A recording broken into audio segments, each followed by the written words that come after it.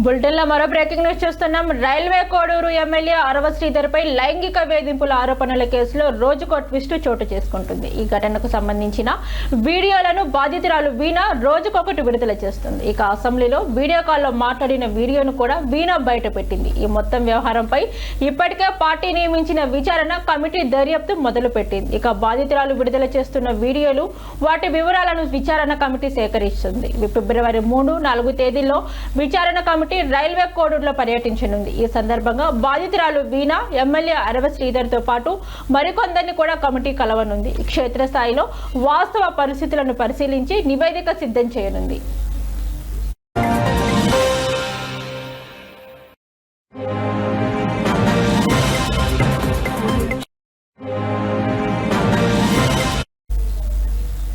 ఇక విచారణ కమిటీ నివేదిక ఆధారంగా పార్టీ అధిష్టానం అరవ శ్రీధర్పై చర్యలు తీసుకునే అవకాశం కూడా ఉంది. ఇప్పటికే మొన్న జరిగిన జనసేన శాసనసభ సమావేశంలో ఈ వ్యవహారంపై పార్టీ అధినేత AP deputy CM Pawan Kalyan ఆరా తీశారు. విచారణ నివేదిక వచ్చిన తర్వాత ఎలాంటి చర్యలు తీసుకుంటారు అన్న ఉత్కంఠ కొనసాగుతుంది. ఇక మరోవైపు వీణ చేస్తున్న ఆరోపణలు, మాట్లాడుతున్న తీరు అనుమానాస్పదంగా ఉందని జనసేన వర్గాలు చెబుతున్నాయి. ఇవి ఉద్దేశపూర్వకంగానే చేస్తున్నారా అనే అనుమానాలు కూడా పార్టీ నేతల్లో వ్యక్తమవుతున్నాయి. పూర్తి స్థాయి విచారణలోనే నిజాలు వెలుగులోకి వస్తాయని పార్టీ వర్గాలు అంటున్నాయి.